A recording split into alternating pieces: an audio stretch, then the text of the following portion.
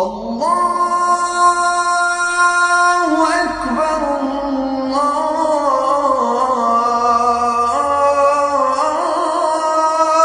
اکبر۔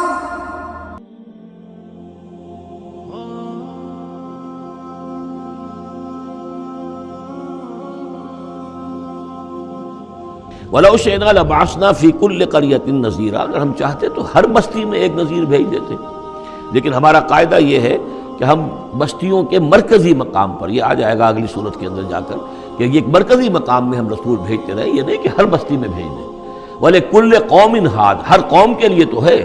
لیکن یہ کہ ہر بستی میں ہو اب یہ نہیں ہے۔ اللہ تعالیٰ کا طریقہ یہ ہے کہ جو بھی علاقہ ہے، جو اس کا ثقافتی، علمی، تہذیبی، سیاسی مرکز ہے، اس میں رسول کو بھیج دیا، کیونکہ باقی لوگ در حقیقت انہی کے متبعین ہوتے ہیں، انہی کے فالوورز ہوتے ہیں، انہی کی پیروی کرنے والے ہوتے ہیں۔ فَلَا تُطِعِ الْكَافِرِينَ وَجَاهِدْهُمْ بِهِ جِهَادًا كَبِيرًا، تو اے نبی آپ ان کافرین کی بات، کافروں کی بات مت مانیے۔ دیکھیے اطاعت دو معنی میں ہے، اطاعت ایک تو یہ کہ کسی نے حکم دیا اور آپ نے اس کی بات مان لی، یہ بھی اطاعت ہے کسی نے مخلصانہ انداز میں آ کے مشورہ دیا، دیکھو محمد اتنی سختی نہ کرو،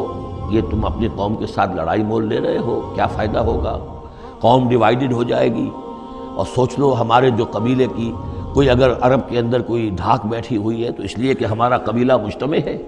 اب اس طریقے سے تم نے جو معاملہ کر دیا، بھائی کو بھائی سے کٹوا دیا اور والدین سے بیٹوں کو جدا کر دیا، تو اس کا کیا معاملہ، اس سے بہتر ہے صلح جوئی ہونی چاہیے، اور مل جل کر کوئی بات کیجئے ایسی کہ جس سے صلح ہو جائے، کچھ آپ اپنی منوا لیں، کچھ ان کی مان لیں۔ اس قسم کا باقاعدہ کردار جو ولید بن مغیرہ کا کردار یہی تھا، اور وہ یہی چاہتا تھا کہ کسی طریقے سے یہ تصادم ختم ہو اور کسی ٹرمز کے اوپر کو مصالحت ہو جائے۔ تو بار بار جو کہا جاتا ہے فَلَا تُطِعِ الْكَافِرِينَ، تو کیا مانی، حضور کون سے کافر کی اطاعت کرنے کے لیے آمادہ تھے؟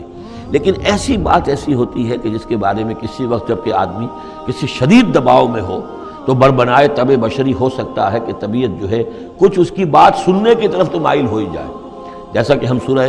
بنی اسرائیل میں پڑھ چکے ہیں، وَإِن كَادُوا لَيَفْتِنُونَكَ عَنِ الَّذِي أَوْحَيْنَا إِلَيْكَ لِتَفْتَرِيَ عَلَيْنَا غَيْرَهُ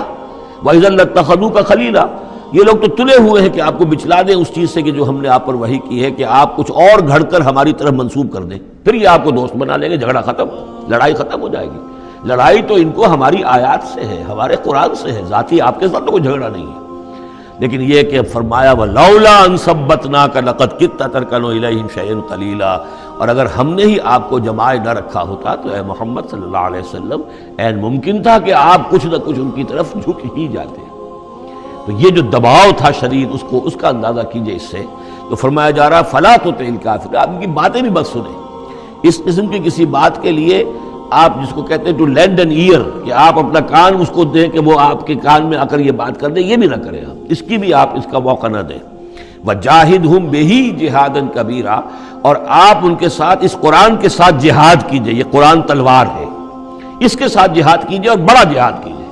یعنی مکے میں جو جہاد ہو رہا تھا 12 برس تک جو ہوا ہے، وہ تلوار والا جہاد نہیں تھا، وہ قتال نہیں تھا، وہ جہاد بالقرآن تھا۔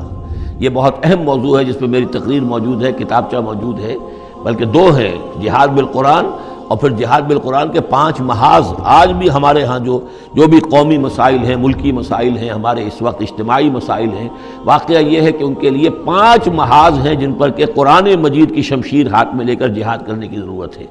اب اس وقت ظاہر بات ہے کہ اس کا موقع نہیں ہے، لیکن یہ کہ اس اعتبار سے کہ ایک انقلابی جد و جہد، اللہ کے دین کو قائم کرنے کی جد و جہد میں دعوت قرآن کے ذریعے سے، تربیت قرآن کے ذریعے سے، تزکیہ قرآن کے ذریعے سے، یہ ساری چیزیں ہم پڑھتے چلے آ رہے ہیں۔ تبشیر قرآن کے ذریعے، انذار قرآن کے ذریعے، تذکیر قرآن کے ذریعے،